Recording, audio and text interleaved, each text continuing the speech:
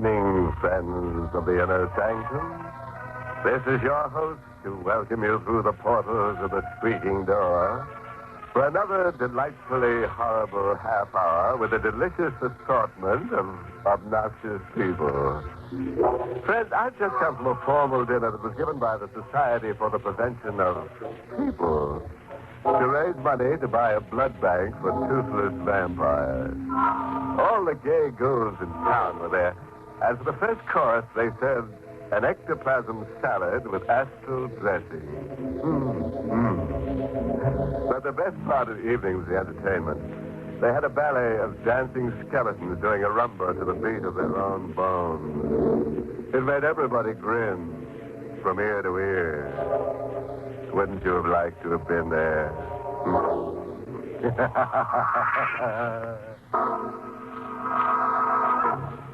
Tonight's Inner Sanctum Mystery, The Magic Tile, was written by Milton Lewis and stars Mercedes McCambridge in the role of Catherine with Everett Sloane as Mark.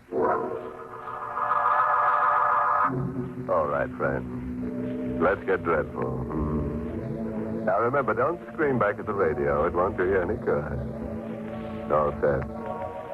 Then listen as we hear Catherine Brine tell us this story in her own words.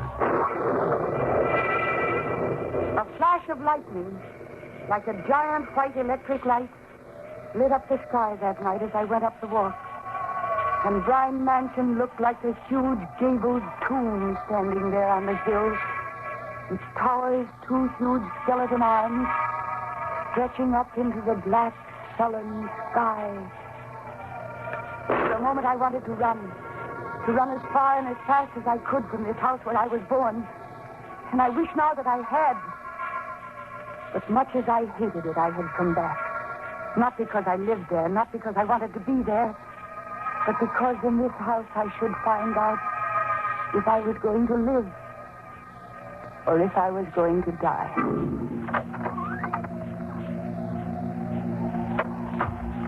I let myself in quietly and made my way to the living room. Then there was a rustling of skirts, and my mother suddenly appeared in the dim, shadowy light.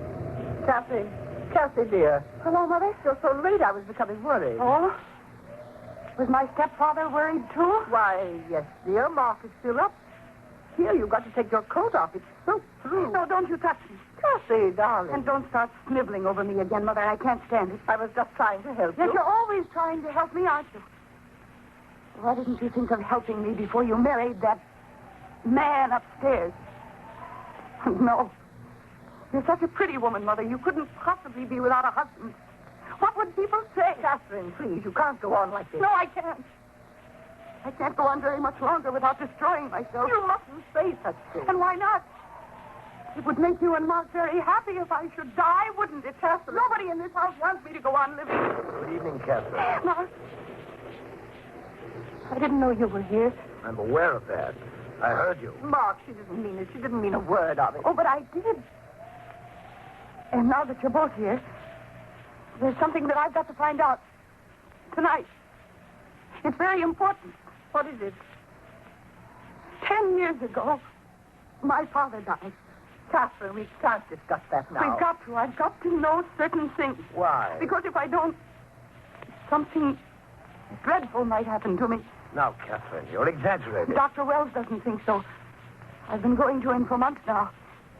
And he knows that there's grave danger that I'll go completely out of my mind if I don't find out about this. My poor No, darling. don't pity me, Mother. Help me. Tell me how my father died. You know. You were there. Catherine. Don't try to put me off. You've lied to me about my father's death ever since I was a child. Catherine, there's nothing to tell. Your father was killed in an accident. He was a doctor. That will be enough, Laura. But Mark. We'll call Dr. Wells the first thing in the morning and discuss this matter with him. Why don't you let her tell me? What have you got to hide? We're not going to discuss this until I speak to Dr. Wells. Lola, I suggest you come upstairs as soon as possible. Good night, Catherine. Mother? He's gone. You were going to tell me. Where was this accident, Mother? How did it happen? Who was involved? Cassie, you're in no state to hear anything right now. Mark was right. We should speak to Dr. Wells about it first. Yes, speak to him. So that you can both make up an appropriate lie to tell me. Well, I don't want any lies. I want the truth about it, Mother. And I'm prepared to go to any length to get it. Look at this, Mother. No, Catherine. Look at it, I tell you. Look at it. What is it? A woman told this to me today. A strange little woman. It's a sort of tiny painted tile. It's not just an ordinary tile, Mother. Comes from the Orient, the woman said. And you see this odd design? Well, if you look at it long enough, a strange thing will happen. You'll find yourself able to talk to the dead, to see them wherever they are, and to touch them. Catherine.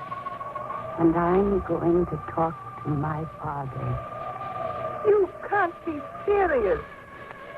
If you won't tell me what I want to know, then the dead will. My mother left the room, and I sat down in front of the fireplace as I used to when I was a child. I looked at the tile, at the design, and parallel lines and dots seemed to dance before my eyes. I stared at it. It seemed to hold me, to control my gaze. And then almost at once I felt an icy chill in the air, and the design vanished. In its place, there was black, infinite space filled with shadows, and still shadows beyond shadows. And then I noticed a speck of gray come out of the blackness, with a strange, sulphurous odor, and it came toward me, at first very slowly, and gradually faster and faster, as though it were coming to me through endless years of space. Suddenly there was an ear-shattering thunderclap. A streak of lightning zigzagged through the room in an insane dance. And then I heard the front door close. I heard footsteps approaching. I turned around, faced the doorway, and then I saw him. Don't scream. Who are you? You're Kathy Brine. You know me? I did, 10 years ago. How strange this house has become. As though deep in the heart of it, something started to rot and decay. It was not like this when I saw it last. Where did you come from? Tell me, how do I appear to you? How you appear? Yes, please. You have white hair, a white beard, but your eyes... No, it can't be. What can't be? That my eyes are the eyes of a corpse? That I look more like a dead man than a living one? Yes. That should not be so strange. Oh. Who are you? Where did you come from? Where is your mother? Upstairs. In her room. And her husband, I heard she'd remarried. He's upstairs, too. Did you know my father? Dr. Brine? Very well indeed. How did he die? I want to know that. He was murdered. Murdered? Yes, murdered. How do you know? I saw it all. You saw? I was punished for it. You murdered him? No. I did not kill him. He was the only friend I had in the world. That's why I came back here tonight, you see. Didn't you ever know how your father died? No. Would you like to know? Yes, more than anything in the world. He was the kindest of men. And that's what led to his destruction. He took a man under his care, a man who'd been given up as a raving maniac. And rather than see this man placed in an institution, he kept him in the guest cottage of his house. Wait. I remember now. That man was a poet. Yes. His name was Dennis D'Amour.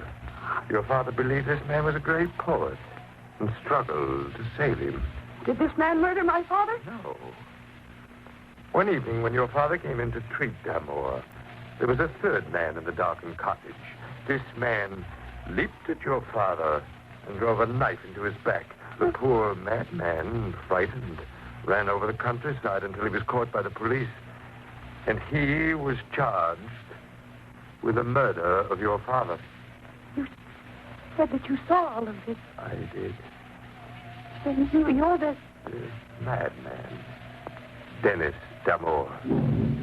You're dead? Perhaps I am. Oh. And the murderer. Who was the person who murdered my father? You know him quite well. He's the man who's now married to your mother, Mark Weldon. Can you prove this? Your father is the only one who can prove this. My father? Can you bring my father back here? Bring him back? You came back. If you could only bring him and prove this. Prove it? Perhaps I can. Perhaps I will bring him back tonight. Just then there was a tremendous thunderclap, and the electric light failed. I tried to see him by the firelight, but he wasn't in the room. I ran to the door, stumbling over furniture in the darkness and screaming for him to wait. I opened the front door, but he wasn't there. And when I came back into the living room, my mother was there, and with her was Mark Weldon. Cassie, we heard you screaming. Did you, Mother? What happened? I found out how my father died. Really? How? He was murdered. Did you tell her anything? No, not a word, Mark, I swear. Cassie, how did you find out? I told you how I'd find out. That tile? Yes, that tile, Mother. It works. That's impossible. Of course you'd say that. But I discovered tonight that you, Mark, you murdered my father. You cleverly arranged that a poor patient of his named Dennis D'Amour would be arrested for the crime that you committed. Who told you this? Dennis D'Amour. D'Amour? Was he here? Yes. And he told me everything. And you believed him? Why shouldn't I? Why, the man's a maniac. I don't know how he ever got here. He should be at the State Institution for the Criminally Insane. Number, please. Hello, operator. Will you put through a call to the State Institution for the Criminally Insane at Brighton? I wish to speak to whomever is in charge. And call me back as soon as you get them. It's urgent. Yes, sir, I understand. Thank you. Catherine, you actually claim you spoke to this man? Yes, Mark. And he told me that he saw you murder my father. You're lucky you escaped with your life. The man's a homicidal maniac. I find it shocking that you should even begin to believe this fantastic story. But it seems to be true, Mark, doesn't it? My father was murdered, and Dennis D'Amour was sent away for the crime. Yes, that part of it is true, but to accuse me? He not only accuses you, Mark, but he's going to prove it. How? By bringing my father back here. Laura, we've tolerated her in this house for... Hello. Hello, this is Dr. King, night supervisor of State Institution. Oh, hello. This is Mark Weldon speaking. Has one of your patients, Dennis D'Amour, escaped? Dennis D'Amour, the poet? That's right, a homicidal maniac. Well, he hasn't escaped, Mr. Weldon. He was one of the patients who was killed in a fire that broke out in this place 2 years ago. What's that? Well, didn't you hear me? Yes. Yes, I heard you. Thank you. Goodbye. Mark, what is it? Dennis D'Amour is dead. He was killed 2 years ago.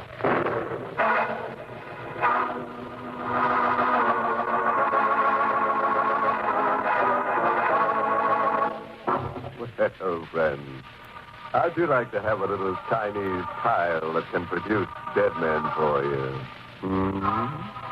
Or don't you think that Dennis D'Amour is a ghost?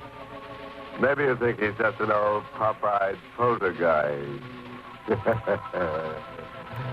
Well, we'll know in a moment, as we hear Catherine Bryan tell us the second half of her weird story. My stepfather's hand trembled as he hung up the phone. Even in the red glow of the firelight, I could see that his face had suddenly turned snow white. My mother said nothing, But she stared at him as he went to the desk and lit one of the kerosene lamps which we use when the electricity fails at Bryan Mansion. It's impossible. The dead can't come back. Unless you're making up this whole thing, Kathy. Why should I invent a story like this? Because you've always been insanely jealous. You've always hated your mother for marrying me. Isn't that true, Laura? Isn't it? Yes, it's true. There. You see, Catherine? Your mother loves you. She wouldn't lie. Now, tell us the truth. You made up this whole wild tale about Dennis D'Amour, didn't you? No, Mark, I didn't invent it. Dennis D'Amour was here. He couldn't have been. He's been dead for 2 years. Then how would I know the things I told you? I don't know. That's what you've got to explain. Mark, why does this upset you so? If you didn't murder my father, what difference does it make about D'Amour? Why are you so frightened? I'm not frightened.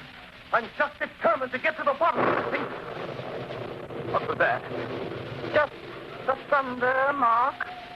Laura, why are you looking at me like that? Like what? Staring at me. As though you've just seen me for the first time. Do you believe this mad story Catherine's told us? Do you think I murdered her father? I just remembered certain things, Mark. I can't help it if I think of them now. What thing? Tell me what thing? 2 days before the murder, you told me you were in love with me. I sent you away. I told you never to come to this house again. Yes, go on. On the night of the murder, I saw you standing in the moonlight near the guest cottage. You did? I thought I was mistaken, especially since you claimed you were at home that night. Mark, now don't be angry with me. I can't help thinking of these things now. It's only natural. Natural? Is it natural for a man's wife to accuse him of a crime like murder? And on the basis of what? The word of a psychopathic girl who should have been confined long ago. She's talked to a man who's been dead for 2 years. I suppose you believe that, too. And who is this man, even assuming that he is alive? A madman, a homicidal maniac who took your first husband's life when your husband tried to kill him. Well, I've had enough of this. Mark, what are you taking out of that drawer? Kathy, come here. Why? Mark, put that gun away. Shut up, Laura. Kathy, I won't hurt you unless you try something dangerous. I'm holding this gun because I believe your mother and I are no longer safe in the same room with you. Now, I want the truth. You were lying to us before, weren't you? No. Very well, then. Who is this man you saw? I'd like to see him, too. I don't know. Of course you don't, because he doesn't exist. He does. He appeared when I looked at the Chinese style. The Chinese style. Good, good. Look at your Chinese style now. Make him appear. No, you're trying to make a fool of me, a liar. You do as I tell you. Look at that tile. Go on. All right. I will. Now, what do you see? Nothing. But the design. Yes, and that's all you're going to see. No. The design is fading. It's getting dark. Dark. Nothing but blackness.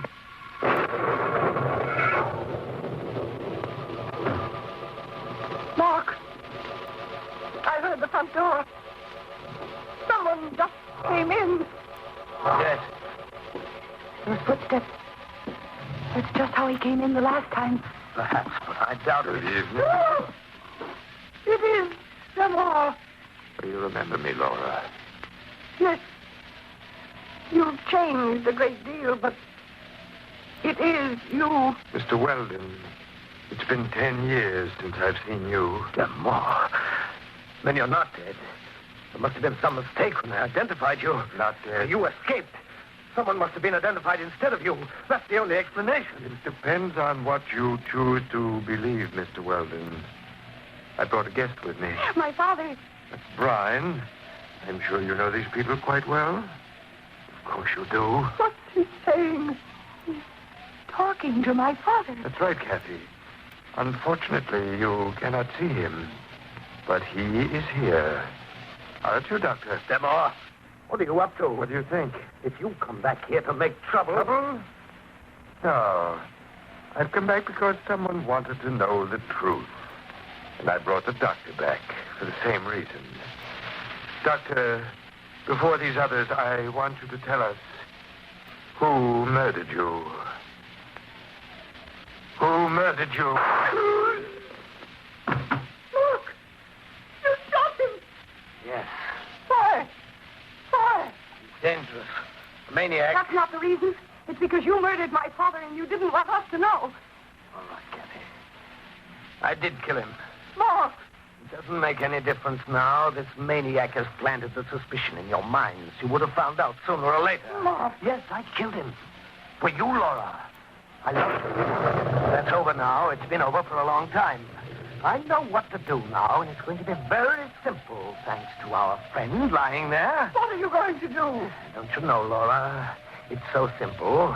Your bodies must be found in such a condition that they will be certain Damore killed you. Then I'll tell them how I shot the homicidal maniac to protect myself. The same way he killed my father. Yes, Kathy. You won't die, Kathy. Damore? Did you think you could kill me, Weldon? Damore! Do you think those shots will stop me? No. Don't you come near me. Stand back! Nothing will stop me, Weldon. The gun. It's empty. No door. Back room. I saw the bullet strike Damore. They hit him, but they didn't stop him from lurching toward Mark and seizing him by the throat. As they fell to the floor, the kerosene lamp fell off the table. It might have been the wind, but I believe otherwise. I'm almost certain it was my father.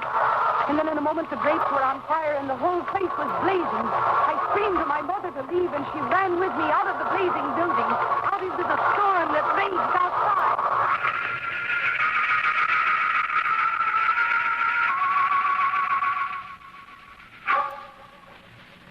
2 weeks later, my mother came into the hotel room where we were staying. I've just come from the police cafe. Well, Mother? Only one body is positively identified. Whose? Mark. The other body? They haven't been able to find it amongst the rubble. I don't believe they ever will. But, Kathy, the police checked with the authorities at the state institution. It seems that some of the patients did escape at the time they had the fire there 2 years ago. It's possible that Damore was among them. It's possible, but I doubt it. You think Damore died 2 years ago? Yes, Mother. Don't you? A short time later, the police found something in the ruins of the building that had once been a human being. They assumed it was the remains of Dennis Damore. Identification was impossible. However, these remains freed us of all suspicion. And now we are living in the city, a long way from Bryan Mansion, where I know that the dead come back to settle their debt with the murderer.